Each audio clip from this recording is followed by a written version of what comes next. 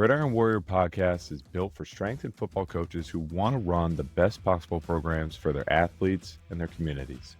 Each episode delivers simple, practical coaching advice that transfers straight from the weight room to the field. No theory, no fluff, no fancy words, just real world strategies from coaches that are living it. So you can build stronger, faster, more durable athletes at any level. From the beginning, I've committed to only bringing on sponsors that I myself use and would confidently recommend to any coach. And that's why I'm fired up to partner with Train Heroic. Train Heroic is the platform I use to write programs, run my own training, and deliver workouts to athletes and whole teams. It's clean, it's coach friendly, and your athletes are actually going to go in the app and use it and enjoy it, compared to some of the other ones that are out there. If you're a strength coach looking for a better way to program and get that information to your athletes, or if you're a coach and you just want, plug and play, ready to go training programs that you don't have to build, Train Heroic is it. Okay. And here's the kicker for anyone that is a supporter of the Gridiron Warrior. Start a free 90-day trial of Train Heroic using the link, trainheroic.com/Gridiron Warrior. And I'll drop 2 12-week training programs right into your account so that you don't have to start from scratch. You can start with 2 12-week programs built in there, tweak them, change them, customize them, and get a good feel of using the app. And those will be in there for you, so you can use those. So head to www.trainheroic.com/Gridiron Warrior, start your 90-day free trial, and reply to your welcome email saying that you want those 2 12-week training programs from me, and I'll make sure you get those. If you're a high school coach trying to bring structure and feedback to your jump and speed training, you need to check out the Plow Mat. The switch mat technology is precise, durable, and it's far more reliable than those laser-based systems. More importantly, the feedback is instant. Your jump height, your contact time, RSI, it's all shown on the remote, the controller, and it's logged in their app as well. You can use it every single day as a checkpoint. Are your athletes hitting plow numbers or thresholds? We use it in season to gauge readiness. You can check their ground reaction force and see if their springs are there as well. It's something that you'll bring out and use every single day in the weight room. If you follow Rich Burnett, the founder, you already know that the education piece is big too. He's a high school guy at heart, and so is the company. So, Plow Mat is there to provide everything that we talk about in Gridiron Warrior, actionable results, real service, great customer service, and they're trying to bring jump training to the next level. So happy to support them. Check out the Plow. Today on the podcast, we have Coach George Adams. He's the head athletic performance coach down at Madison-Ridgeland Academy in Mississippi. And we had a great episode. We were talking speed work. We were talking about how do you get kids faster. We were talking about conditioning, some things that we definitely agree on, some things that we disagree on. And most importantly, how do you get this stuff to transfer? How do you make this stuff show up on Friday night on game day, especially in regards to doing all the field work, the conditioning, the speed, the agilities. So great episode. I know I got a lot out of this. I know you guys will as well. So enjoy. All right. Welcome back to another episode of the Gridiron Warrior podcast. Today, I have Coach George Adams on here. He is the head athletic performance coach. Got the job title right. It's all the same. Yeah. Yeah. But yeah. It's all the same. It's all the same. But you gotta get the job title Yeah. right. From Madison-Ridgeland Academy. You guys don't say that every time. You just say MRA. Just MRA. Down in Mississippi. Yep. So, Coach, start us off here. Tell us your story. Tell us as many chapters as you want, how you got to MRA. Tell us a little bit about MRA in terms of football, but also just athletics as a whole. I think it's important to know all your teams and all your sports that you're working with there. Yeah. Give us the background. Give us a story. Sweet. Yeah. I appreciate you having me on. It's you put a ton of good stuff out. I think a lot of good people. So when you reached out the other day, I was like, oh, here we go. Like, this is awesome. Yeah, I'm at MRA here in Madison, Mississippi. We're just north of Jackson, probably 20-ish minutes at most. And so this is year 7 for me. And if you would have told me I'd be in Mississippi for 7 years, I would have told you you're crazy. So I kind of bounced around a little bit. I played the college game. I went into undergrad thinking I wanted to be a PT. And then I realized that I didn't want to do that. I went through my own hip surgery. Realized I didn't want to do that. I was playing a little bit of D3 ball in North Carolina. Literally stumbled into a strength and conditioning class. Was like, oh, yeah, like, that's cool. I'll fill my schedule up. but I was not a weight room guy. I was not a like, hey, let's get in here and grind this thing out, and we can. One coach is at the window.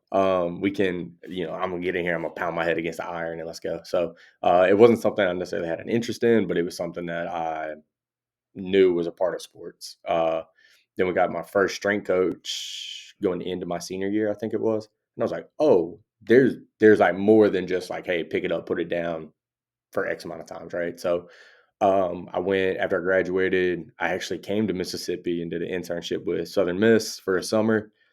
Got hired back as a DB coach and assistant strength coach at my alma mater, and then just started, playing that. I found myself a lot more interested in the strength stuff at that point. Kind of bounced around, went from Methodist to Marshall to Olympic Sports at Georgia. From there, I went up for an off season with the Vikings in Minnesota. I came back home, went to a D2 school in Florida, Embry-Riddle, and then came back to Georgia to do my GA. And then as I was finishing up my GA, there was a coach that reached out to me on Instagram. I was like, hey, there's a private school in Madison, Mississippi that's looking to hire a strength coach. Like, yeah, sure. I like getting paid. Let's roll. And then we've been here 7 years. So I wouldn't have guessed we would have been here for 7 years. I'm originally from Atlanta, just south of Atlanta. My wife is from Dallas. And so and here we are in Madison, Mississippi. So, Before I hear more about MRA, this is a question that I try and ask every guest. But I mean, you've been traveling, you've been all across the country, but it's always been around the strength and conditioning and football and things like that. And I used to say on the podcast, there's only one Nick Saban who's getting paid millions and millions. Now there's only one Lane Kiffin, absolutely. which is a bad name to say in Mississippi. But you know what? I'll stir the pot a little bit. I'll say that you got to be in this thing because you love it. Mhm. There's something about it that you love. So tell, what do you love about strength and conditioning in particular that keeps you going, keeps you in this career? And it is a hard career. I'm not Yeah. gonna Yeah. football, high school, all of it is you're not doing it for the fame. You're not doing it for the money. You're doing it for something more. So what is it you love about this industry, this field, and everything that you're doing? Yeah, everybody, they see the $1 million contracts and it's like, I want to be a Power Five strength coach, and it's like, oh, well, there's 126 of those jobs total, and probably those big ones, right? There's 20 that are just like, hey, we're gonna pay it all. And so, um, what I really love, like my biggest thing is, it's always an experiment at some point. I really like. There's always a piece of what we do that is somewhat experimental. In my opinion, right? We're always trying to like figure out what's an edge, what actually translates a little better. I really love that part of it. And then, kind of the thing that when you're in a weight room or you're on a field or something, and a kid's able to break through this like mental hump they have, that's fun to see. Like it's cool watching people squat 600 pounds and clean 350, and like all of that's real fun, right? It's a lot of energy. But when you have the kid that everybody's kind of questioning or isn't as athletic, you see it more at the high school level, right? Where it's like, man, this is going to be their 4 years of football or whatever sport, baseball, basketball, whatever that is. But you see them like start to gain some confidence because of the way they can carry themselves, or they do something they didn't think they could do. That's really fun to me. The kid that cleans 135 for the first time gets the same hype as a kid that cleans 315. So I feel the same way, and I think this is why we've connected on not only some Gridiron Warriors stuff in the past. I know you've been a fan of that, but it's seeing the kid. We have the high school kids that come in that are just raw mhm. and they're talent, but they can't put it together on the field. And you look at them now, and you're like, man, this kid is obviously bigger and he's stronger and he's faster, but he's connecting the dots Mhm. and he's making plays, Yeah. and it's like that's my piece of the puzzle. That I'm not just making them bigger, faster. I'm getting them to transfer, and it's resulting in more wins, and it's resulting in better football Mhm. players. And obviously, the kids are happier too because they're seeing more success, Yeah. and it's like I love being a part of that. And I'm with you too. I love this level that I'm at FCS because it's competitive D1, but I'm still allowed a lot of creativity, a lot of room to wiggle and figure out what is Yeah. the best way. And I think the best coaches are always trying to get a little bit better, Mhm. always trying to figure out how am I going to get even better. I look at our team; we've won 2 straight conference Mhm. championships, and I'm sitting here thinking, okay, what do I got to? How do I get them even Yeah. better? What's the next wrinkle? What's the next step? How do I? I'm selling these recruits. I'm like, I'm going to help you transform, go to another level. Mhm. But I got to ask myself, how am I going to do Yeah. that? How's What that what am I going? missing? I can't just hang my hat and say, the system works. The Yep. system has to always get It better. has So to I love evolve it. every season, I tell Yep. people all the time, and I'm sure you do too. It's like, yeah, it worked, but I can't just copy and paste from last year. It's a different team. We have a new influx of kids. We have freshmen moving up. You got people playing different positions. You got in yours, right? You got recruits coming in. You got uh, transfers coming in, and you're like, how do we evolve this system to fit what we need? More.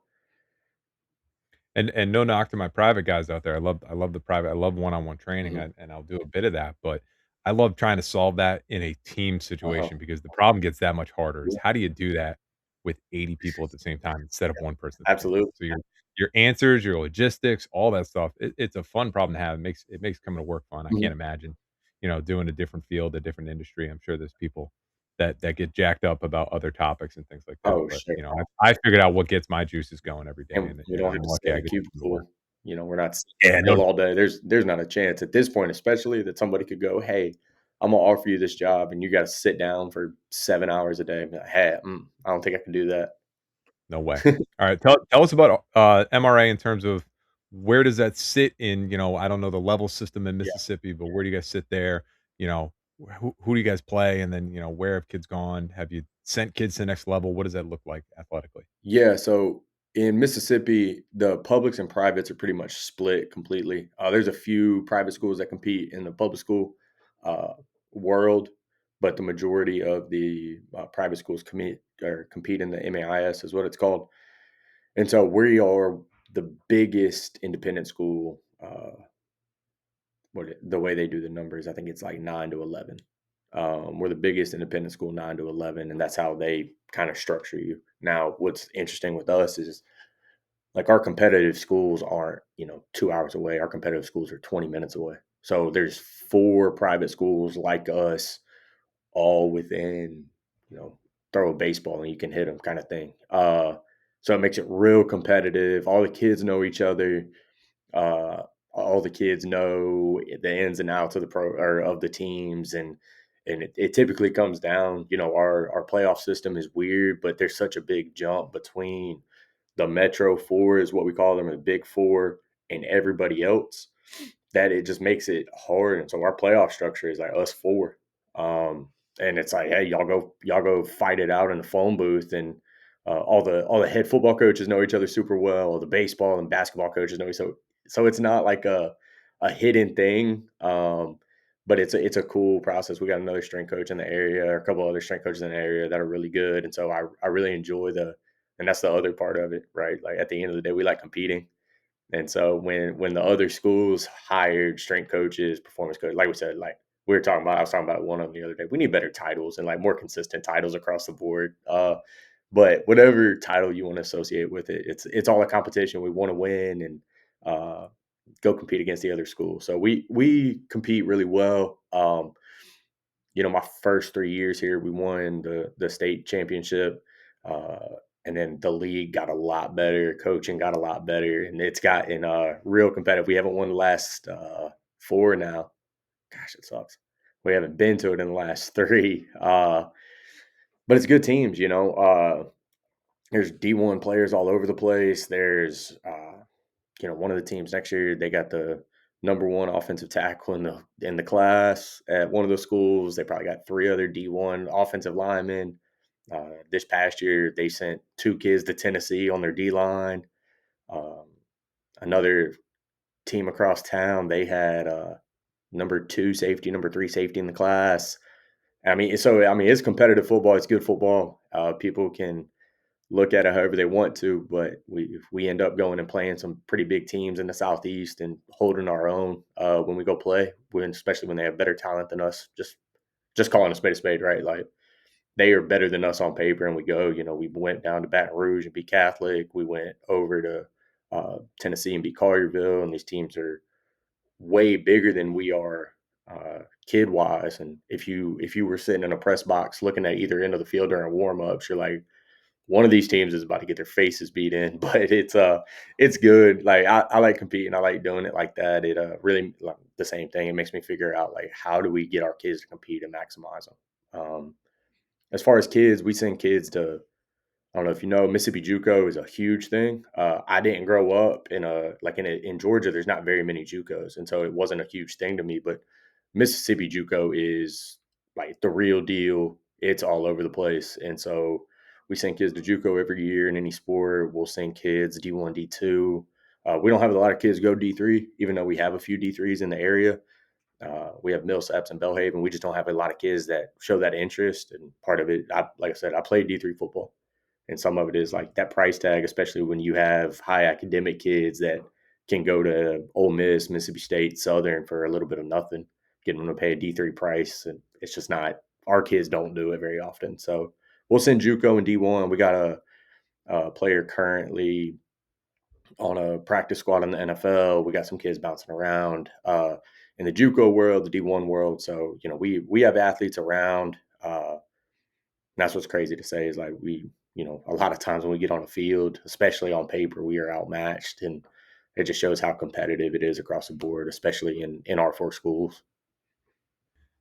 This is a separate podcast for a different day, but I think with the roster caps coming down from Division 1 level, hard cap at Mm, 105 now, you're not going to see the big, Ole Miss is not going to carry 130 anymore. They're mhm. going to carry 105, Yep. and there's 25 kids at the bottom of that because there's no real D3 option down there, there's no real huge D2 options down there. Hmm. I think in the next couple of years, JUCO is going to Yeah. explode. You're gonna see a lot of really good kids go there and then make the jump after Yep. that and find their home in Division 1. You're gonna see a lot of kids that try and leave Division 1 for a better situation, Hmm. and they're not gonna wanna go pay their way for D3 and they're gonna go to JUCO. So Yep. I mean, honestly, if you got some stock, you gotta put some stock in JUCO For because I sure. think it's something that's gonna blow up Yeah. in the next couple of years. But I mean, obviously, we've connected about Gridiron War in the past, Yeah. so I do wanna talk about that at Yeah. some point, but right now, the meat of the conversation is something that fires me up, and I asked you, I said, "What's gonna fire you up? What are we talking about today?" I like to keep one topic, Yeah. and it's conditioning, it's game speed, Yeah. it's like, I think and I work with a lot of football coaches Yeah. that are in charge of the S&C stuff in the off Mhm. season. They're the football coach, the math teacher, the strength coach, and the bus All the driver, things. Yep. and they're really good at the football stuff. Mhm. They're, pretty good at the weight room stuff because usually most coaches I work with are still working out themselves Yep. and staying active. And, I think that stuff, and I hate to say this, is the easy stuff. It's easy to get kids stronger. It's easy to follow 5-3-1 or Juggernaut and those things. And Jim Wendler did a great job and put it's not hard to get Yeah. kids better at that stuff. Yeah. It's harder to do the stuff on the field Yeah. For sure. because they see it either as practice or ball buster conditioning, Yep. and there's so much in between, Yeah. and, And there's a lot. no fault to coaches out there, they just don't know better, Yeah. so that's part of this podcast too, is part of my whole mission is to improve the entire aspect of getting Mhm. better at your sport, and this is a big area for you, so Yeah. let's start digging into it. What is it that is grinding your gears right now about this field stuff, and how do we get better at it? Man, and like we said yesterday, this is my soapbox. This is my jam. If I do a presentation at a clinic or something, like this is what it's on. And I think football coaches shy away from it because it is a lot, right? Like in season, like and you may be the same, but like, I spend more time in front of my computer trying to figure out like where we're at yardage wise, where we're at, how many accelerations have we had, what's our speeds looking like. And so I'm fortunate my head coach and me work super close. And I have a good relationship and I love football. That's the first thing I always tell football coaches when I talk to them. I'm like, I love football. That's my jam. I love it. I will beat my head into that wall trying to figure out how to get us better. But it's also like you're sitting in front of a computer trying to figure it out, and it's just abnormal or like not normal because it takes a lot of work. And if a football coach is diving down the GPS rabbit hole, they're taken away from trying to win games on the field. So that's where I try to on interviews, right? I'm like I said, I'm sure you've been asked the same questions. Like, what value do you add outside of the weight room? And it's funny you mentioned that earlier. Is like I've been having that conversation with a lot of people. Is the weight room? The weight room is important. I'm not like by no means am I the like, oh, it's all speed. Like that's not what I'm saying either. Like you have to have the force output. You have to have that base first. But if you're consistent and you work hard, no matter what the program is, like, you barring some weird like genetic disease, you're gonna get stronger, right? Like it doesn't it doesn't translate directly because the sport isn't played with our feet in place or like this, like very controlled. I guess another soapbox is like at the high school level, right? It's like when a kid gets cleared for sport, but then the doctor's like, nah, they can't lift yet. I'm like, oh, what are we talking about?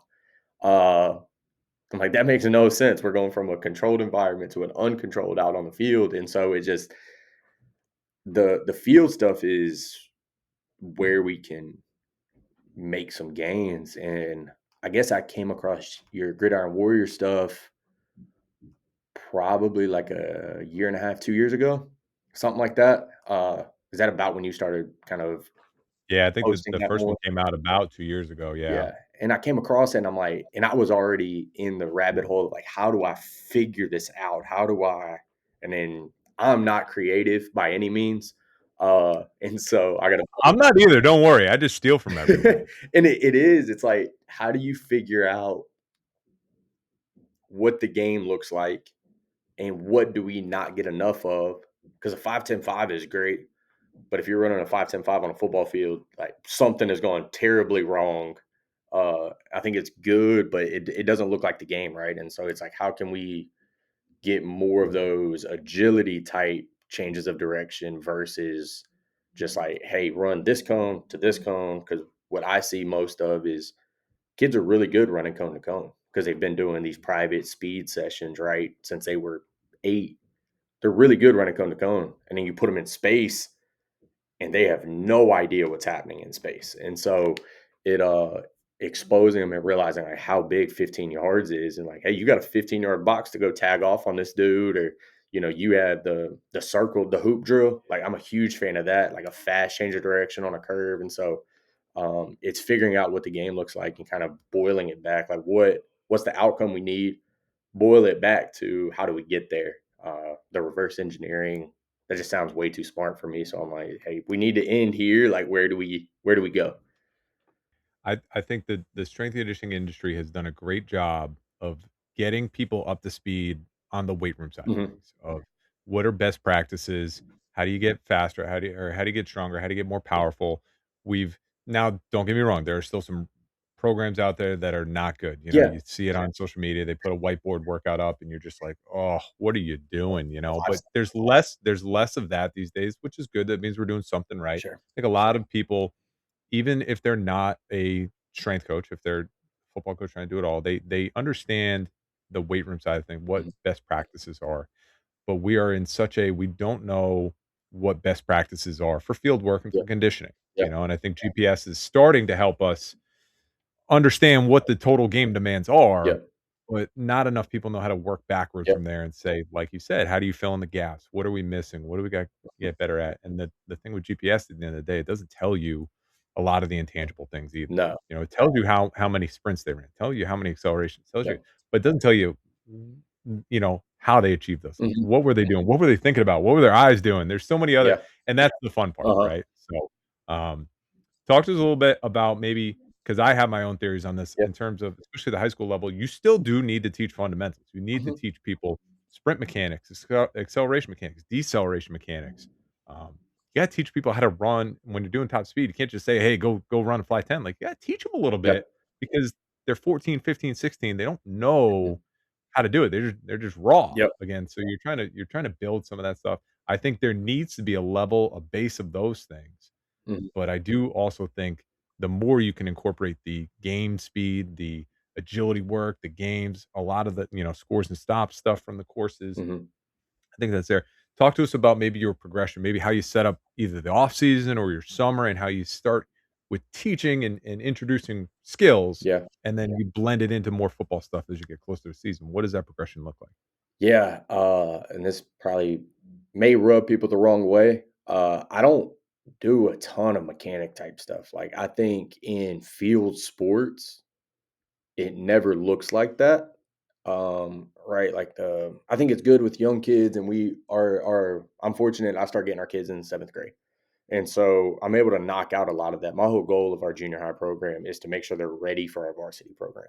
And so I try to nail a lot of that out early. But I do a ton of skipping. I do a ton of bounding. I don't do a ton of the, like, seated hit arm swings.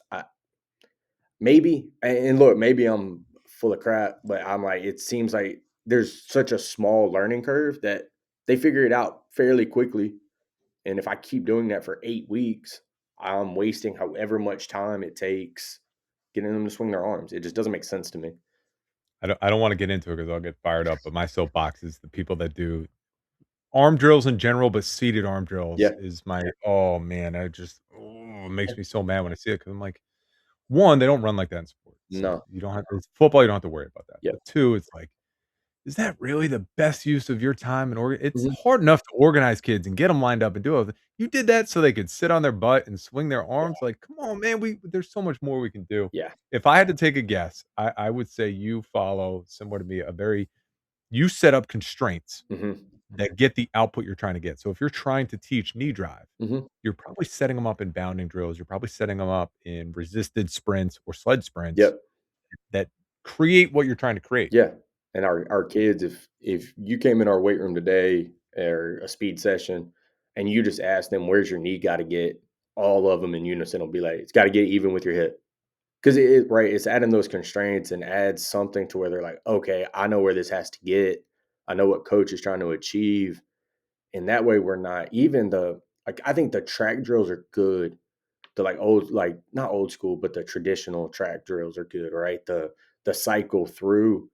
But if I have a kid, like the leg cycle or, uh, the, like, A skip series or your A series in general, your B skip might be the most butchered exercise in the nation, um, across because it's hard to teach and then kids just don't get it. But I think those are good, but I think for field sport kids, how often do they get there? And like trust me, we sprint a lot in season. We only lift 1 day a week in season because our second day is a plyo and speed day. And I think it's that. I think, if you said, "Hey, you have to get one of these a week," you're limited to 1 day. We're going to do that plyo day because I'm like, man, it's that important to keep kids healthy and get their yardages right and everything like that. But I think it's setting those constraints up, putting them where we in the positions you need. I think ISO holds are great for teaching positioning and just like, for lack of better terms, like rewiring what their body's feeling. I think ISOs are great for that. But I think that some of those drills they're good and people know them. So maybe it is good for them to teach them. Like it's better to teach what you know, kind of thing. But in my setup, I think the learning curve's so small that if anything, those are like warm up type exercises. And then let's get into some stuff with a little bit of speed to it, some coordination, some uh, sprinting, but teaching those mechanics more so, not just being like, hey, get out and run, like you said, especially like some kids are built like newborn giraffes when I have them. And there's a lot of arms and a lot of legs, and they don't know what to do with all of it. I always say I think the mechanics, the drills, that there's a time and a place for everything, and I think a lot of that Hmm. can fit into your warm up. Hmm. Not just because you're priming them for the rest of the day, but I think there's a teaching point, there's a discipline point. Hey, we need to be focused, need to be locked in. We're feeling these things out right now. We're making sure we have them. Yeah. But it's just like practice. I think for football Hmm. coaches, the way to relate is if I'm a defensive coach, I'm teaching tackling, I'm probably starting with, some kneeling, wrapping, Yep. and shooting the hands and do it. And then we'll get the standing, and then we'll back the space up, Hmm. and then we'll work from there. And it goes from very controlled and teaching focused Yeah. to you got to put them in some situations where they can mess up, where Hmm. they can get it wrong. And the only way you learn how to do it right is if you get it wrong and you learn your lesson, and I It's hard to or mess you up just a put them in second time. situations where they never mess up, Yeah, but we know that when football happens, you're gonna mess up. yeah, So it's failure like, has what to can we happen at some point. so, give us, in a normal, like, a weekly layout off-season wise, Mhm. are you doing I like to do an acceleration themed day with some diesel, Yeah. max V and then change of direction. Are you setting it up in a similar way? Are you working on maybe, different qualities on different days? Or are you Yeah. trying to how's the breakdown? How's it set up? Alright, so we lift 3 days a week. We lift in the morning. It goes back to that whole, like, the textbook is great, but logistics runs everything once you get out of the textbook. We lift in the morning time with our football kids. We lift for an hour, and then in the afternoon, that's our true like speed setup day. So Monday is going to be an acceleration day for us. Tuesday is a tempo conditioning type day. I know that's a dirty word, but we're gonna condition. And this time of year, right? It's just about building work capacity. We got to have something there that we can build on. Today will be a max V day for us. We'll set the gates out and we'll go rip it. And tomorrow we'll do some sort of competitive conditioning type day. Sometimes that'll be kind of like a grappling type day or contact prep stuff. It'll be open field conditioning or like open field small sided games type stuff. Some days it'll kind of be strongman conditioning. We'll take out some plates and some trap bars and dumbbells and like, hey, here we go. We just got to build up some of that physical quality, just being able to resist some load. And so that's kind of how we set up the week. We don't do anything on Friday.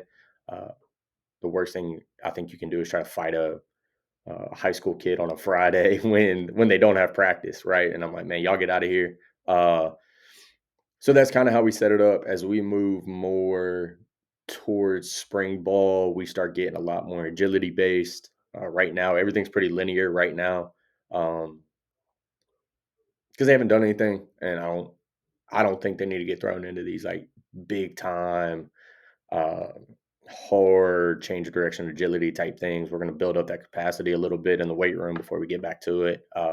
But it's always in the warm up, right? It's like you said, everything has a time and place, and it's like how do we manipulate it as coaches? Of like it's always in there, it's always dosed somehow, but when does the importance change? And so, like our acceleration day will pretty much stay the same. Um, our plyo day will probably stay the same, or our max V day will stay the same. But then that Tuesday starts becoming a lot more agility based as we get closer to it. I'll start giving them over to football coaches more often. To like, there's no better skill coach than their position coach. Like I can try to do it, but like go and we have a great relationship with our football staff. It's like, hey, this is what I need. Go do what you need to do. I need this to be like high intent, and then I need like 10 to 15 minutes of like high effort. Take 20 minutes and like, go back to basics and like let's teach their stance. Let's teach their first step. Let's teach how to accelerate and push for a receiver. Let's teach like the basic footwork for a DB. Offensive linemen, right? High school offensive linemen aren't always the best at moving because they're big old boys and their body hasn't caught up yet. And so it's like, let's take that time. But then let's take some time on the end and let's work on their capacity to be able to repeat that um, as we get closer. So, and then that leads us into summer. Quick break. This episode is powered by Endorphin. Endorphin is a performance nutrition company built for high school, college, or professional athletes who take their training seriously. Their patented fintech bottles right here come preloaded with clean, third-party certified, so NSF, protein. All you have to do is add liquid, add water, add milk, whatever, shake it and go. No blender, no mess, no excuse for not getting your protein in. It's trusted by over 150 college and pro teams because it works in actual training environments, on the road, in the weight room, post practice. When recovery matters most, Endorphin is there. So if you need a discount, you want team pricing, reach out to me or check out Endorphin online and tell them that you're interested in team pricing. All right. Now back to the show. I'll tell you, I think football coaches sometimes struggle with, and again, they just don't know better, and sometimes it's just what they've seen and what they've done as players going into now they're a coach and they know these drills, and it's like I think there's a lot of room for improvement in terms of position work, Mm-hmm. in terms of what you're doing for drills. What are you trying to get at? Are you trying to teach a certain thing? Then teach that thing. Yep. Are you trying to get them a little bit tired and have them thinking under pressure and say, then set up a drill for that, and let's set up the parameters. And I think Yep. sometimes the great thing about GPS is now I can give them feedback on that and say, "Hey, what we body bagged one group in particular today. What were we doing with them? Yeah. Oh, well, I wanted to do this drill, so I did this with them." And Yep. it's like, "Okay, what were you trying to get out of that drill?" Mm-hmm. Because this is what happened. Did you get what you wanted out of Mm-hmm. it, or and it allows us to have some really good conversations there. And that's what like Um, I think performance coaches, strength coaches can do a better job of on that same breath is like being more involved. If a football coach is willing to like have you involved in practice, at least open up some of those conversations because those coaches aren't looking at the numbers like you're looking at them as a coach. It's like, okay, what are we trying to get today? The what's the goal of today? What's the goal of today's fundies? And then like let's go attack that, like you said. Let's just not like, oh well, since 1982, I've done this drill every Thursday. And it's like, okay, that's cool. But like we're burying in a high school setting, right? You're burying your kids the day before a game or in your setting, right? 2 days before a game. It's like, hey, we accumulated 3,000 yards in during Indy today. Like, whoa, what's happening? I think sometimes, especially a lot of young coaches that I help out too, they have a hard time. They see the results on the GPS and they're like, "Man, my coaches are they're just crushing these kids." And it's like they don't know how to have the conversation Mhm. of, the hard part. You never want somebody to come to the weight room and say what you're doing is wrong and why are you doing it this way. But you also can't turn around to football coaches and say, What are you doing? That's Yeah. wrong. Why are you doing it this way?" Because that's their job. That's their career. Mhm. And you're calling them out on that. Mhm. And a lot of coaches have really good success and really good track records. Yeah. So how can you say that what they're doing is wrong? Mhm. So it's coming at them with a way of saying, Hey, I see what you're doing. I may not understand why. I want to learn more. Yeah. Like why is that drill that you've been doing for 20 years so good and so Mhm. important? And this is what I'm seeing about it. Have you ever thought about doing it a different way? Yeah. And the hard part is you have to have a conversation. Some people are just scared to have those conversations sometimes. It's like That that Ted Lasso quote, right? Like, be curious, not judgmental. That Yeah, might be the best scene in TV, but it's so true. And if you approach somebody with curiosity, not telling them they're full of crap, like they're probably going to respond a little bit better. yeah. Let's talk the conditioning stuff in Yeah. particular too. I've had Tony Holler here in the past. I love Tony. Yeah. Tony's my guy. But him and I have had disagreements on Mhm. this. There's 2 schools. There's the, "Hey, we're gonna do tempo runs. We're gonna build up 7,000, 8,000 yards of volume." And Yeah. then Tony's the opposite of, "We're gonna do all sprints and all games Mhm. and keep it fun." And, I see it in the middle. I Exactly. see that we need to get a certain number. I see that, the value in doing the speed work and the sprinting only and keeping kids fresh.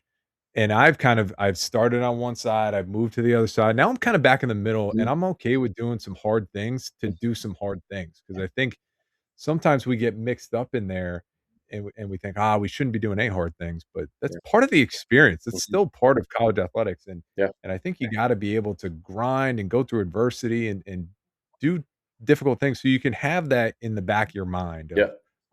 it creates an identity. I'm a guy who does tough things. I handle challenges and tough Mhm. workouts and I put my best foot forward. And so I've mixed in as much as I'm anti 300s and Yeah. things like that. I've mixed some challenges in there that are really, really hard. Mhm. And are they best practice? Not always, but I think it's something that I think we have gotten a little gun shy Yeah. from doing tough things. Mhm.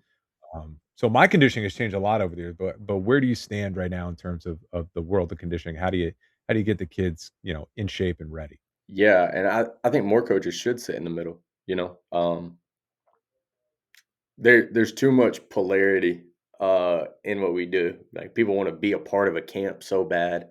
Instead of saying, "What works?" We're a team that for us, we're a team that competes with teams that are bigger than us, uh, that are stronger, that are better on paper, but we also only this past season, we had about 26 kids that played total. That's offense, defense, special teams. That's all 3 phases. We had about 26 kids, 27 kids, that were, like, big time contributors for us, probably even less than that, but that's a general number. But we can't live in this place, and we're a tempo offense. We are, and I love it. I'm trying to snap the ball faster. Our head coach is like, "I don't know how much faster we," and I'm like, "No, like, hammer it down, let's go." Because our kids are ready for it at the end of the day. Um, we sprint in time, but traditional conditioning, especially, I don't think anything's wrong with the 300. I don't think anything's wrong with a half gasser. It's just like, when is the time and place? Is that time June and July? Probably not. Is the time for me to do all of our agility type conditioning in January? Also, probably not. So, um, and there is this Thursday, every Thursday during the summer, we did like an agility change of direction type conditioning. Um, county fair style. I mean, it's high. I got to come in. My voice is gone the rest of Thursday because I mean you're yelling and all of it. It's all the energy, right? Making kids start over if it's not right, doing that. But it was as productively difficult as I could get, right? I knew what we were getting out of it. I set the drills up. It wasn't, like old school mat drills, like just rolling around on the ground or anything like that, but it was these very focused drills done at a high intensity. Um, and I think that's where conditioning wise, there's a time to build a base and GPS will tell the story, right? Kids are covering 7,000, 8,000 total yards in a game. Like they have to have the capacity to be able to do that. When we look at our pregame to double zeros on the clock, they're covering that amount of distance, and it's not a little amount of distance. But I'm not saying we need to go out there and just pound long, slow distance running either. That can be built up through practice. I try to do as little extra conditioning as possible. But with our DBs, like DBs will never get their yardages they need just from practice. Because if they're running that much, we have problems. Like bad things happen, and so our DBs hate it because I'm like, hey, you have this much extra running on a Monday. Mondays are kind of our volume days during season, and it's snake runs or it's buildups or something like that. But it's not just hey, let's line up and let's do this pointless running. Like I don't think that's effective either. But like you said, there's this middle that I wish more people would like boil it down. And at the end of the day, I think that's Tony's message, and me and him have talked a little bit. It's all the like mindless running. Now we condition, but every yard, every acceleration, everything is planned out to a point where it's like, hey, tell the linebacker coach, hey, on Wednesday, I need you to get 10 accelerations, just hard 3-step acceleration and get out. Because what I was seeing is our linebackers, just for whatever reason, had terrible practice habits, wouldn't burst to the ball, and especially if it was away or anything. And I'm like, okay, we can either start bursting to the ball or we can do these extra things. And then they started bursting to the ball because they're like, I don't want to do anything after practice. So we're like in the middle of practice. That's what I try to tell them. I'm like, get it done in practice. So um there's a long-winded answer, but I think it's right now we kind of build up a base of some sort and we still sprint. Tuesdays are gonna be a tempo day. That's really the only long distance. And yesterday it was 8 total tempos, 50-yard tempos. They went forward going to the 50 and then 50 to the goal line. They did a reverse run. And so they had a minute and a half rest in between. That way the linear run was good. And I was like, hey, I want it, 80% close to a sprint. I want great mechanics. We talked about that. And then the reverse run, I'm like, hey, I still need it fast, but it's a lot. It's also a benefit of being somewhere 7 years. Like our kids are like, okay, I know why we're doing this. I know like where we're trying to get for June because we got to be ready to go in June because that's when we really like hammer down on conditioning. I think personally, I used to be so worried about getting to the total yardage number and saying, "Oh man, how am I ever going to fill?" And to be honest, the only way to really truly fill it is doing the tempo runs Mhm. because it's the only time you're going to get that much total distance in. Yep. And I've started to walk back on that and say, as long as we're doing enough 7-on-7, as long as we're doing enough, I check my boxes first, and the last thing I put into the program is that conditioning Hmm. piece. Hmm. I say, okay, I've got everything. If we have to do everything else first, okay, what is my yardage at roughly? Okay, now that I know that, can I backfill? What do I need to backfill conditioning Yeah. with? That's how conditioning should be. Is like, Fair. have you done as much football as possible? Have you done as much things that get you ready for the game? Okay, now the only thing left is making sure that your body can handle X amount of yardage. Hmm. I think a lot of that just comes from being out on the field and having time on your feet Uh-huh. and just spending time on the turf. And, Yep. it's hard, especially probably down there in the summer. It gets hot, and you're like, you don't want to be out there for Mm-mm. 2 hours and do all that. But you need a certain amount of number of yardage. I think sometimes the hang up with Tony stuff is you don't do enough of time on your feet outside. Yeah. And then if you're a person that loves the weight room and you're like, yeah, well, we get in the weight room 4 days a week, and it's like, okay, but like when practice starts, they're on the field 6 days a week. Yeah. So, Exactly. you're just not getting enough time out there. Yeah. So as long as you're doing that and you're checking the box, we've really gone back and as long as we've got our yardage, and we got our scores and stops type stuff and we've got our Mhm, contact prep and we've got our competitions, we're filling our yardage mhm, there.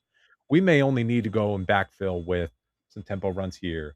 Some, I use Nick DeMarco's 8 vector system Yeah. for conditioning a lot. So we'll mix that in there. And our kids at this point, they know the system. They know, like, Mhm, okay, summer two, we're going to have the 8 vector in there and we're going to mix in probably some tempo runs on the other day. mhm. And then Friday is going to be like some sort of challenge type of Yeah. conditioning and gut check there. But Yep. again, just like you said, it's part of your identity of, who you are, and we're a hard-nosed team. We do hard things. We embrace the hard things, and it's funny, like, again, I think strength and conditioning is it's about the experience just as much as about the output. Yeah. Uh, The shared I think kids struggle of it. the shared the adversity, doing and kids will talk about some of the workouts that we do, and it's like, yeah, that's kind of the point. Like, Yeah. when you graduate, come back someday and you remember that really hard. You're never gonna do it as an adult. You're never gonna go back and No. do those.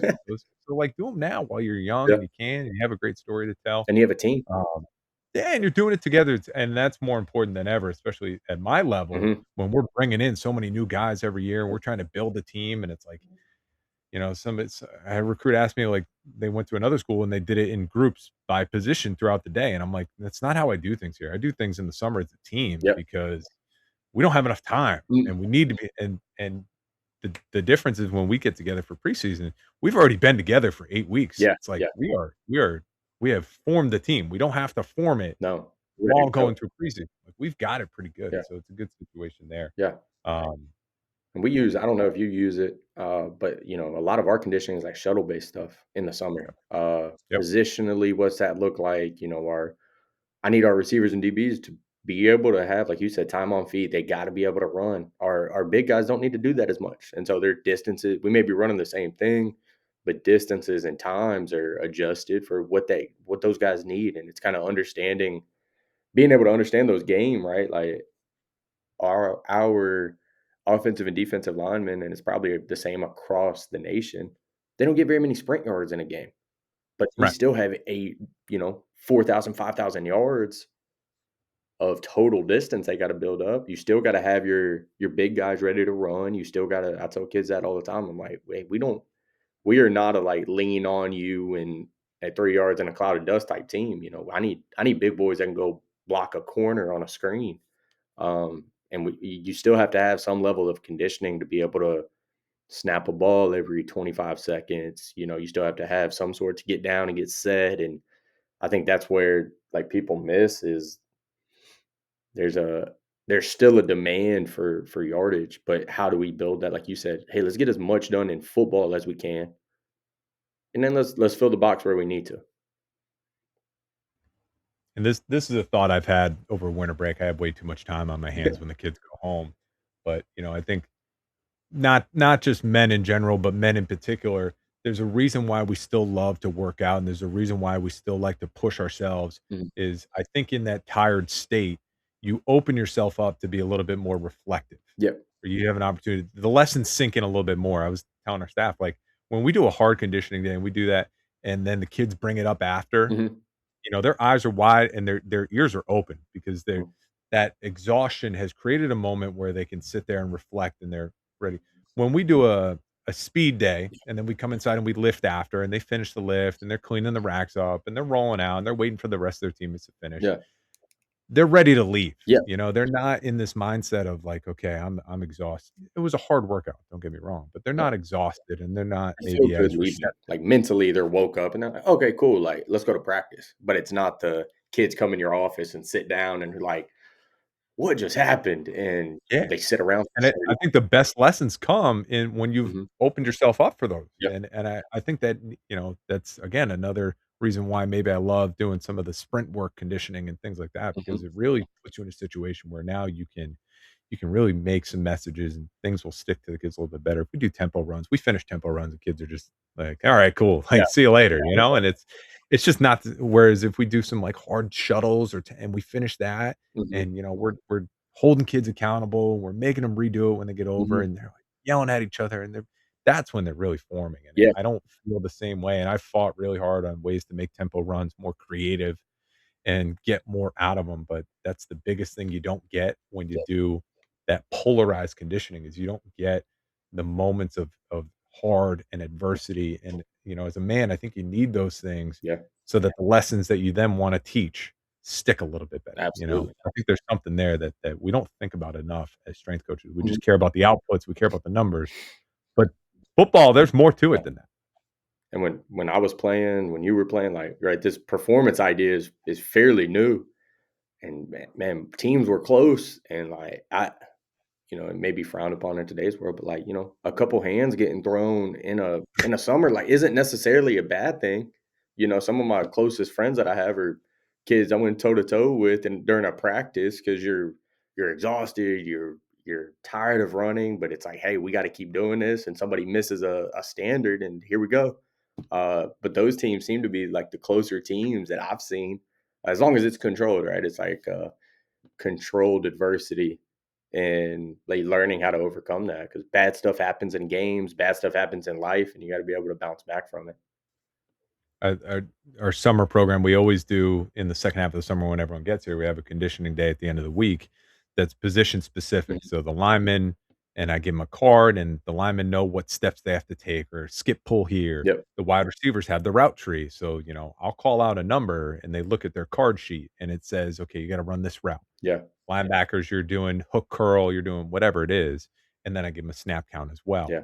And so we go from the sideline, we run out as a team, and they gotta hit, X number of plays in a row. And it starts out with like, okay, we're gonna do 3 batches, 3 racks of 4. Yep. Okay, if you get 4, you're safe. If you false start or you go the wrong way, we're all gonna run back to the sideline Mhm. and we're gonna do it all over again. And by the end of the summer, the goal is to do a 12-play drive without making a mistake. Yep. And, it's one of those things that I don't care. It's the only thing we put on the schedule that day. So if it takes us 2 hours to run 12 plays, it takes us 2 hours to run 12 plays. Yep. But that's the day that, I can do all the tempo runs in the world, get them in shape. But that day does so much for our team because, you're getting on a kid for messing up.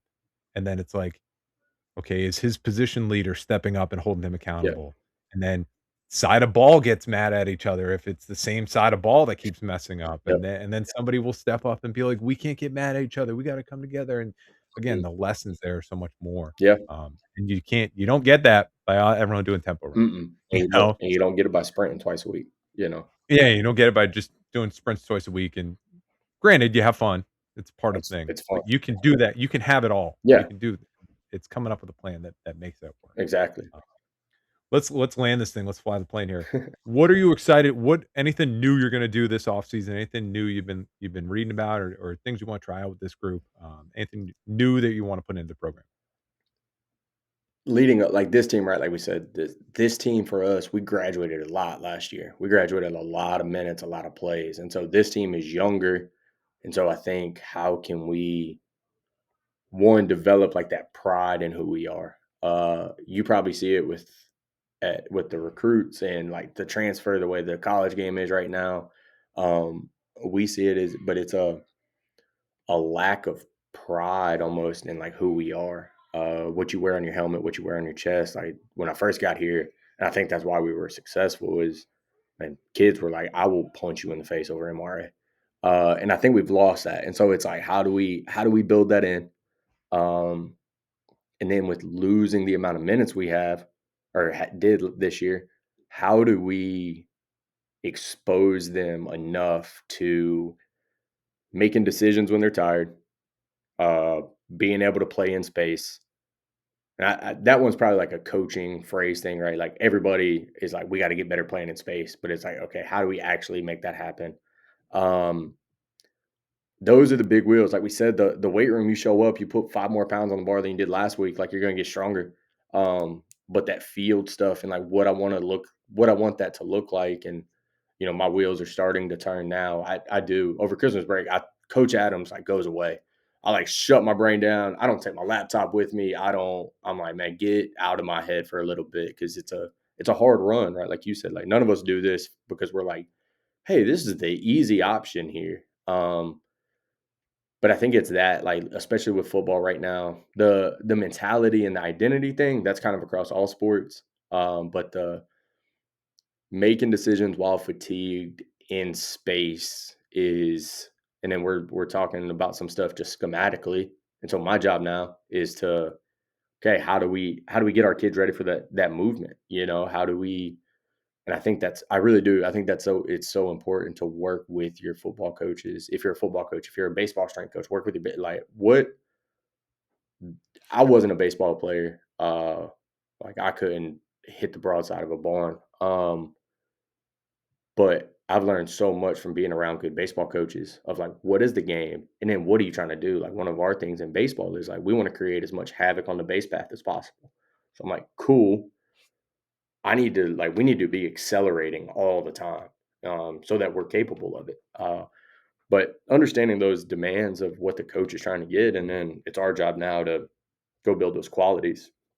And so it's, across any sport, it's how do we do that in football? That's the big one right now. With we're talking about some stuff as a staff, and it's like, okay, we got to have kids ready to do these things, and it might be a little bit different from what we've done in the past. So how do I work that into summer? Like I the last week of the season, like we got throttled. Uh, just one of those like series of unfortunate event type games, and it just rolled, and you like felt it happen, and you're like, oh gosh, this is a long game. Um, but we set 22 speed PRs that last week. We set 18 jump PRs that week, and that's in our high minute guys. And so like the program, it's easy to look at it from January to November and be like, hey, we did what we needed to do. But at the end of the day, like we didn't win the last game. And so it's how do we adapt it? I love what we did last year, but there's a whole thing on my whiteboard here that is just a ideas and things I hear, things that pop up, and I just write it down. And I thought it was gonna be like maybe like a little square on my board, but it's become this like whole bottom third of like, no, that's just gonna be ideas and like frame. I erase it. I hear something else, think something else, write it up, uh, and then like you said, like put it in the toolbox. But then how does it actually relate? I don't the there's a lot of stuff that gets you better at football. There's a lot of stuff that gets you better at sports, but it's all about context. I love the culture side of things too, and I see it a lot, obviously at the college level. Mhm, You bring in so many new guys that don't have 3, 4, 5 year ties mhm, to this university. yep, So they don't have the same amount of there are some guys who have been here since the beginning. yep, Now that we've had some success, we had guys prior that had been here through the tough times. yeah, So part of the reason why we won is because those kids stayed and stuck with mhm, it and believed in it. And now they're able to bring in new pieces and say, "This is how we do things here, and it's gonna work out," and it has worked out. mhm, Now the new challenge is as those guys leave, there's this vacuum now of we're bringing in a bunch of new people that just don't know how we did it. How did we win? How did we yeah, get to this point? They might have an idea from the outside looking mhm, in, and for me, that's the thing. Part of it is it's my job to establish the foundation, the expectation, the culture, the standards, all those things that we talk about from, we want to be a physical, hard no, we do the hard. That comes down to me. And I mhm, set the tone with the off season. But then also it's how quickly can I get our leaders and our guys who have been here and the guys to now take that and run with it so I don't have to do it. yeah, Right. Because a player led culture is going to go farther than a coach led culture. So mhm, it has to start out with me. I have to be the one yeah, because I'm the one that's been here the longest now. yeah, I've been here longer than our kids, so it's like, yep, yeah, I'm the person that's gonna tell you how we do things and how we yeah, operate, and the quicker I can pass that off to the player, mhm, the better we're gonna be. And so I just don't know how this team's gonna go. I know a couple kids on our team that are gonna definitely from the jump try and take that lead and take uh-huh, that role, but they gotta learn how to do that too. yeah, So I need to be there for them, and that's the fun part. It's not just the output. It's not just the getting stronger and getting faster and getting in shape. Those things will happen. That's mhm, a byproduct of being consistent. yep, It's how to form and put the team that's the fun problem to solve. yeah, That's what I'm and doing. that's probably something that isn't talked about enough is No doubt. people have to learn how to lead, like, especially kids, at a high school level, we're like, "We need better leadership," and it's like, these kids are 17, 18 years old, and it's like, we gotta Are you teach them. teaching them how to lead? Yeah, You're saying you want more leadership out of them, but, how are you doing that? How are you teaching them? put them They in don't know yet. put them in those roles, bring them in, like, I thought it was huge ending last semester, we had a kid come in, he was like, "Hey, can I talk to you?" And he's a great kid for us, and I'm like, "I have no idea where this is gonna go." And he's like, "How can I have handled that situation better?" And I was like, now, like, here we go. That's a question that needs to get asked, you know? And so those are big time when you can start having that. Coach, this was awesome. We're definitely gonna do a part 2 down the road someday, but Love it. if there's anyone that listens to this, they get done with this, they're like, "Man, I got more questions. I wanna hear what they're doing." How do we get a hold of you? How can somebody reach out to you and connect with you? Yeah, I'm on social media. I think I'm not on Twitter as much anymore. Twitter kind of became a cesspool, I feel like, almost there for a little bit, and I just kinda detached. I'll, like, retweet our kids' stuff, but, I'm there, and then I'm on Instagram. I'm more active on Instagram. It's, Coach_G Adams, I think, and then my phone number is the easiest way. Just let me know who it's from and, phone number. I don't know if you wanna link it, but it's I'll send it out. If somebody asks me, I'll give it to that's them. You that's know what I mean? perfect, But and so it's, we won't put that in the show notes. We'll only put the Instagram in the show yeah, notes. that's those are the easiest ways, but it's, you know, one of those things that I'm an open book when it comes to it most of the time. I think we're all trying to accomplish the same goals, and at the end of the day, we wanna see kids trained well. So, and if you wanna talk about game demands, like that, there's a soapbox. You just buckle Yep. up and get on the phone for a little while. Heck yeah, coach, this is awesome. Thank you so much Yes, for sir. jumping on. Thank you guys for listening to the Gridiron Warrior podcast. We'll catch you on the next one. Yes, sir. If you enjoyed this podcast, you want to keep getting better, I encourage you to check out my new community, the Gridiron Warrior Insiders. Got it right here on the phone. The app is clutch. There's so many things in there that I think you'll find valuable. We have the weekly film study where you can go live with me, ask any questions you want. There's no Q&A, no big deal. I always have a topic that we're going to hit on every single week, and we record those too if you can't make it. Or the Wildcat webinar. That's where I call somebody else in to run the offense, and they come in and they bring a presentation about something that they're an expert in and give us some fresh insight, new information. I have unreleased podcasts. There's about 10 or 15 that haven't gone live yet. You can listen to them early before anyone else. We have the equipment room, so discounts, whether it's Train Heroic, Plyomat, OVR, or even my own courses. You have discounts in the equipment room. Okay, the free safety, anything that I want to throw in there, bonus programs, programs for yourself as a coach, you name it, it's in there. And we have over 50 coaches right now that are helping each other. So we post questions and coaches will work together and provide insight and share information because that's what it's all about is coaches getting better. So if you want to check that out, the links are in my bio, the links at the end of this podcast. Check it out there. Gridiron Warrior Insiders.